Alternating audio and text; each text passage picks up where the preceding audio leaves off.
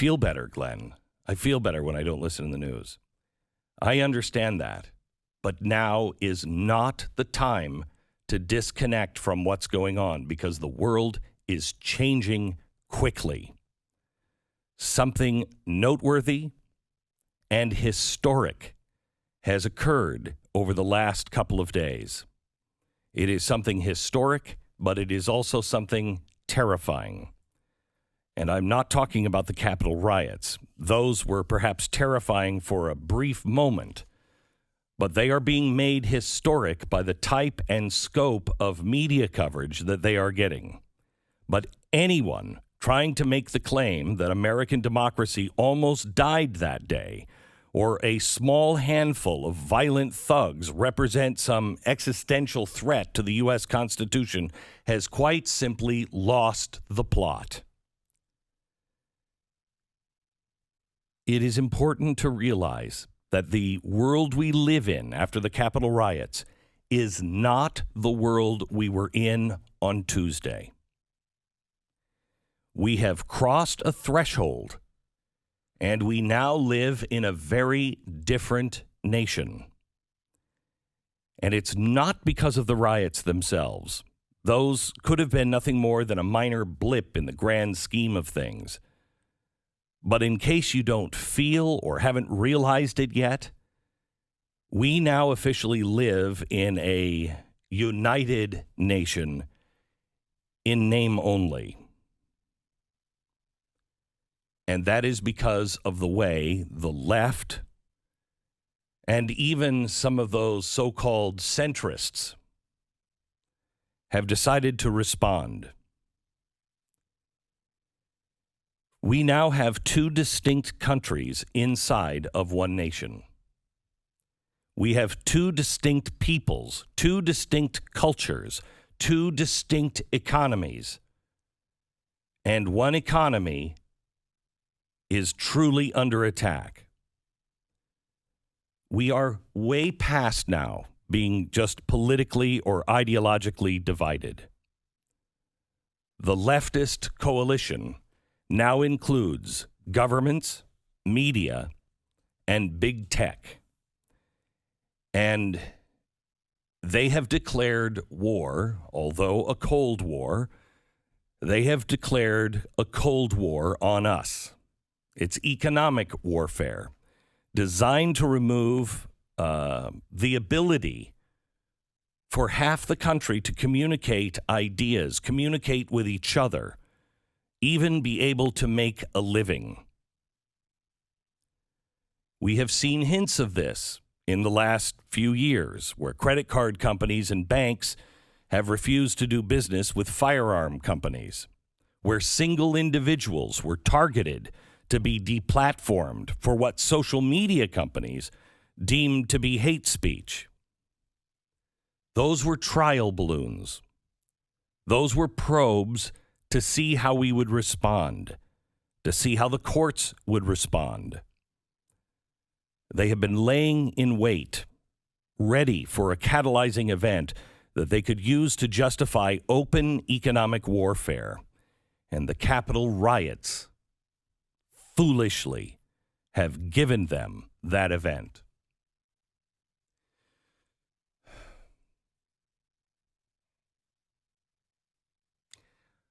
I know I might sound tense today, and I am, because every word that any of us speak live, unscripted most of the time, is going to be monitored, scrutinized, and twisted.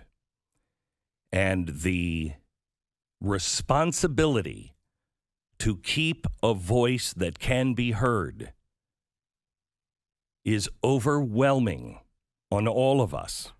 Dennis Prager, Rush Limbaugh, Dave Rubin, Mark Levin.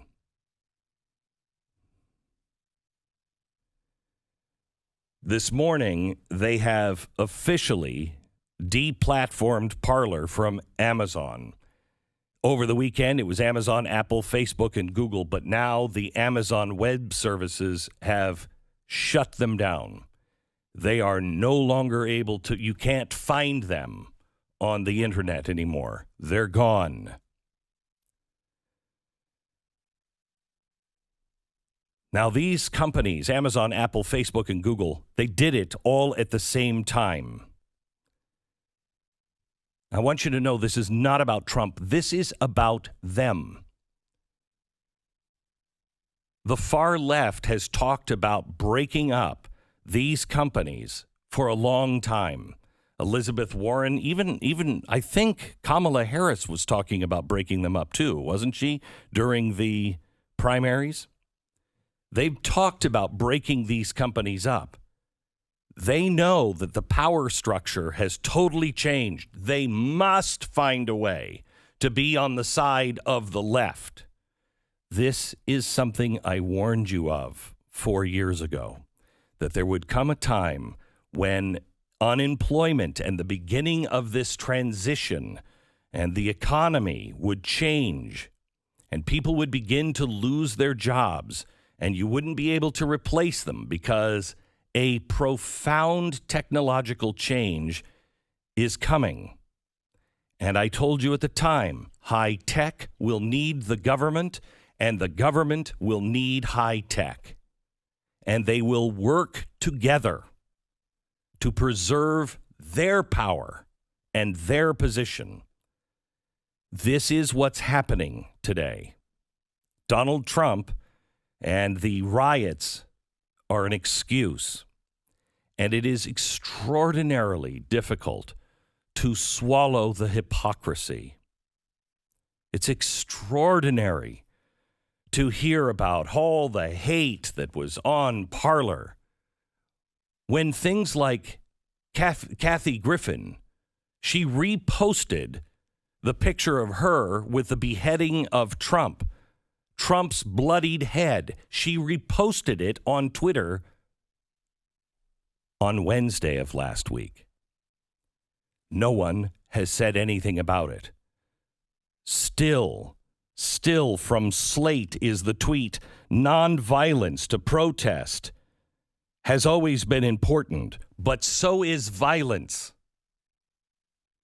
It's very difficult to swallow. But we're the people that understand life is not fair. Let's not become all that we despise. This is not the end of this. This is where the left is starting. Today, they say they're deplatforming people because they're inciting violence or for hate speech. But after that will be anything they decide is fake news, anything they decide is anti-science, anything they believe may lead to the next Trump. And those who persist in standing for freedom of speech, freedom of expression, freedom to assemble, freedom to keep and bear arms, those people will be targeted for deletion. You will be hounded, boycotted, fired, ostracized, and deplatformed. And the louder and the more significant and effective your voice is, the bigger the target is on your back. First, let me say this.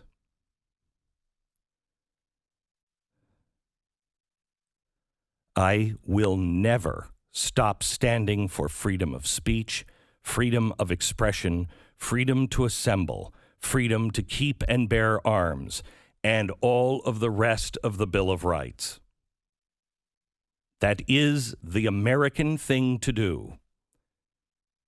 And I don't care what you do to my voice. I don't care